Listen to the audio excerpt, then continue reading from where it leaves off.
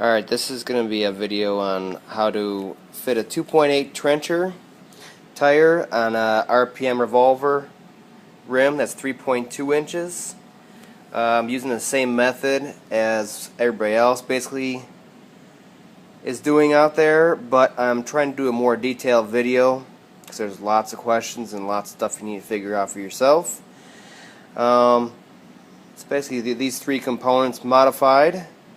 I kept the foam original, and I was able to fit it in there just fine.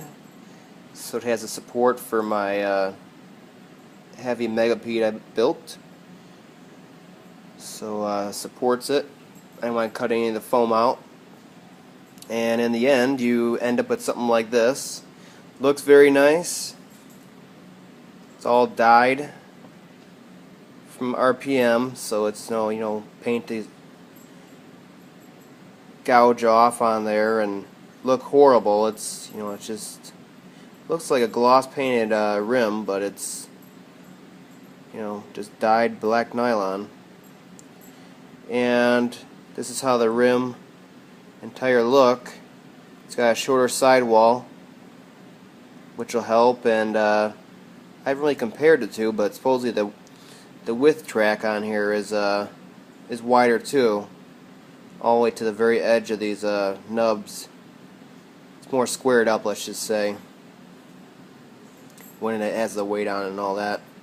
And that's the whole reason behind it right there, 17mm hexes. Because my megapede has plenty of power and I need to put it to the ground without having any issues. This is the weakest link, was the old 12mm hexes. So I obviously bought the conversion kit from Techno, since I'm using a Techno dog bones kit. And we're going to get to it here without rambling on any further. Alright, so the original RPM rims have the outside ridge here. So it's like a captured bead type deal. Well, you're not going to be able to fit the tires over that reliably. So what they're all doing is grinding that off flush with the actual wheel here, leaving the inner one on there, and then after that you just need to, so I did that with my grinder at work, a bench grinder, just kind of spun it around, and I gave able to get it flat, and then left the inner one pretty much untouched on most of them. What you got left is a lot of fine material here though. Alright, so what you're going to want to do is I was going to use sandpaper to clean them up. It did a nice rough flat edge on there already. For these debris, I found the best way. You can use an X-Acto knife, but I prefer a razor blade that's flat. First, I want to go and clean this bead up right here, this ridge of all the stuff. So I just kind of lay it flat on there and scrape to get all the way to the edge there. It's like that. See how that's coming up right there? Should be able to see it. I know it's all black. I got fluorescent lighting here. Just kind of square it up flat all the way in and just scrape along. Get all this excess up, because all it's going to do is get in the way of your tire and your gluing process later down the road. Okay, on the outer edge here, both sides, the side with the fancy rim side is the outboard side, let's just say, is more important. But you're gonna have the same thing where you ground off. You're gonna have like a lip of fine material, kind of like that. And what I found is just kind of run your blade along that flat, so you don't gouge into it, and you can start cleaning that up. This one doesn't have too much of it on there.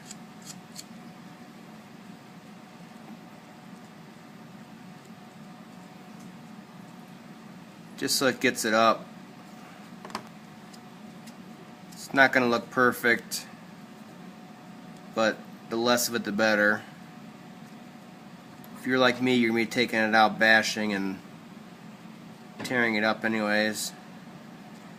Bound to get some gouges, scratches, marks in it.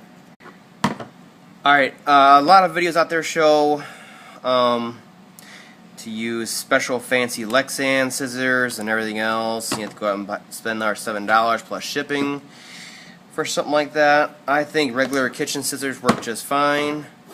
Non-serrated, I'd imagine, be best. We're not cutting through wood here. Basically, all you gotta do is follow that line that's already in there. That's their crease line for their original Traxxas bead, style bead. All I gotta do is just follow that, and I'll show you how. It doesn't have to be perfect, but there's less gouges and less irregularities in there, the better. What I found the best way is to hold like this. You got this, and then you just follow the line for a full scissors length, and just keep following the line.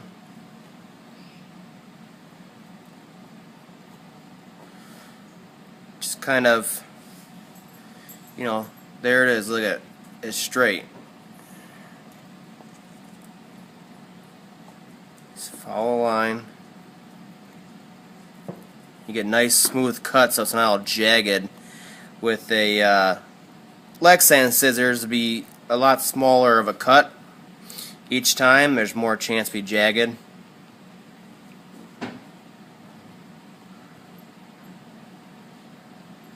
Should be able to see that. Regular kitchen scissors. You just keep going along.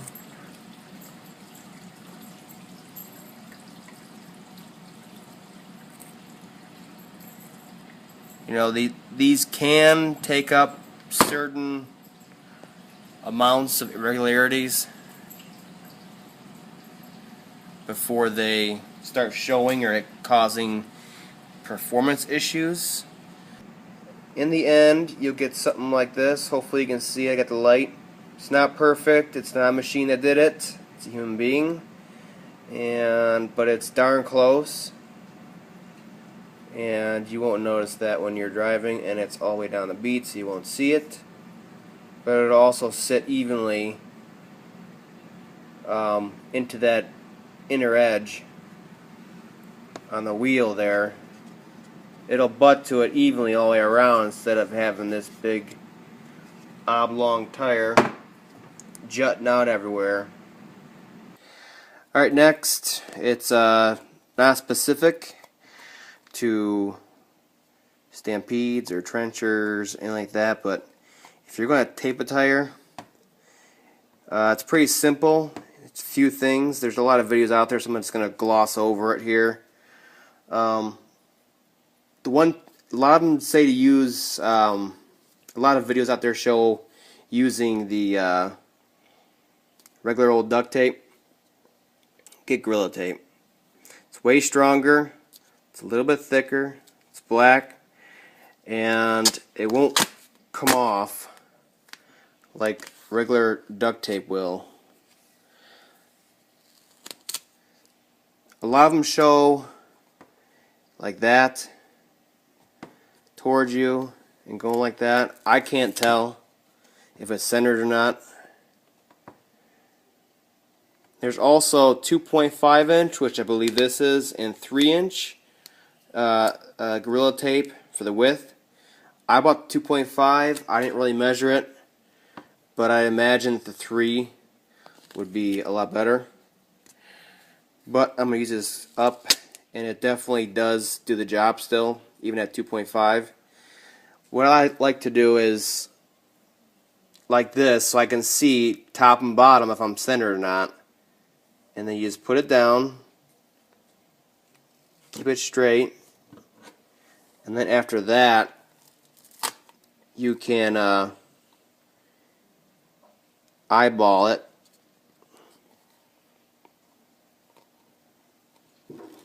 Make sure you're going straight as you go.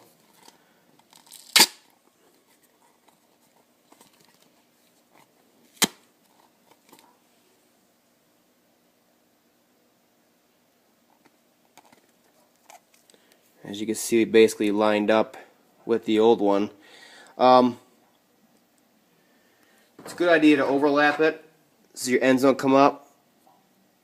But I would say 3/4 of an inch or so, and then cut it. It's not gonna, that much tape is not gonna affect the balance. After that, you want to go from the center like this and push it down. Work out the wrinkles as best you can. Get a little closer so you see what the heck I'm doing. Come on, center out.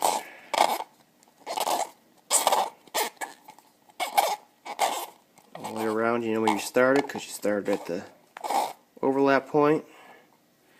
And then what I do, it's obviously stuck down, and if you're reusing your trenchers or whatever tire you're using, I would clean the inside here with denatured alcohol. I won't use anything else really, it might affect the rubber. But this one's obviously new. After that, flip it inside out again.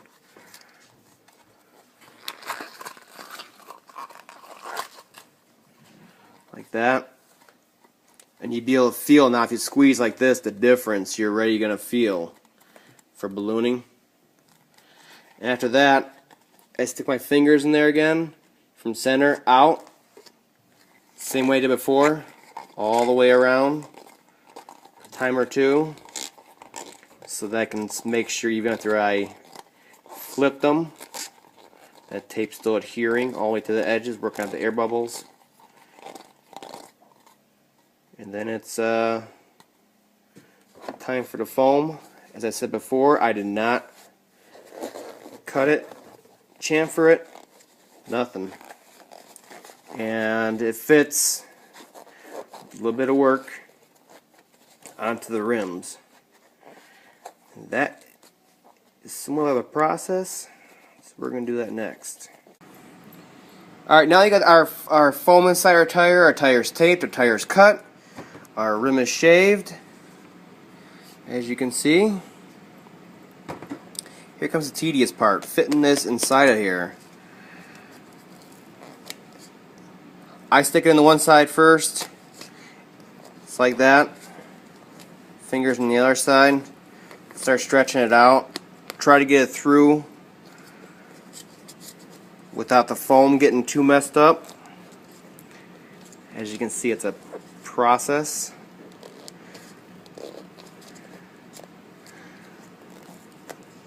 Tire's going to drag, so you have to help that along. You can see the foam is really on the back side, so you need to start working on the foam now. And I just grabbed the whole thing and start bringing the whole thing over.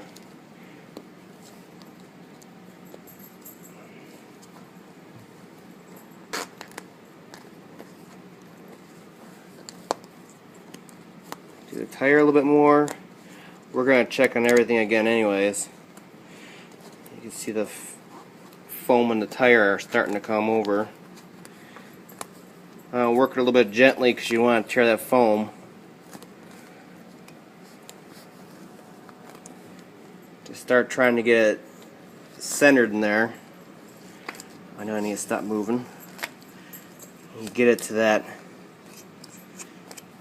pretty much on the inside. There's the bead, the ridge for the bead there, and then you want the foam to be on the other side of it. So this side's pretty much there, but now it's going to be on this side. So you just kind of work it and center it in there, and then you can keep looking at it and seeing. And this side's going to be rolled under. The foam will be. So you're going to like stretch it out and pull it this way. Let me see. Like that. See how it's all compressed like that? You're going to grab it, pull, and then push the rim. Yeah, I think we're all the way around now. Now let's check on this side. Same thing, take your bead back out. Now we can start stretching the tire a little bit. It's really not that hard at all. Might just start popping out on you a little bit. As you can see right there, that's where it's all ground. The bead goes up to that ridge in there and stops. So you just want to work it all the way around. Make sure it stops there and there's no foam. Alright, the other side, we know foam is fine.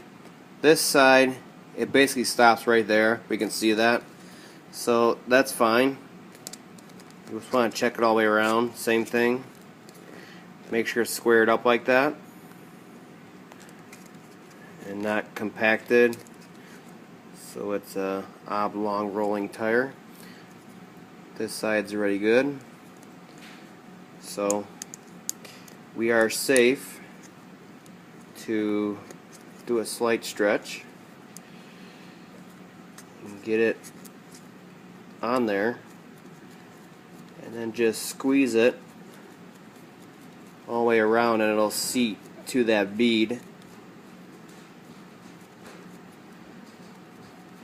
And we can look and see it stops right there. There we go. You see it stops there. There. No foam. And it stops right there at the inner bead on there. Just kind of feel it. Make sure it's even. And that's it. Alright, this here right here is the size difference between the 12 and the 17mm hex. Of course, 12's stock and plastic. And you can just see the size difference. The reason why I could take more torque, and it's just like the ultimate upgrade if you have the power to make it necessary. And I also want to show, I'm not going to show gluing the tires. There's a lot of good videos out there showing how to properly glue tires. This is the glue I've been using. It was recommended on multiple boards saying they've tried all the other glues, 7 other glues, and this one's the only one that worked and held up, and I would have to agree. I've had no problems with it, so take it for what it's worth. Just relaying the information.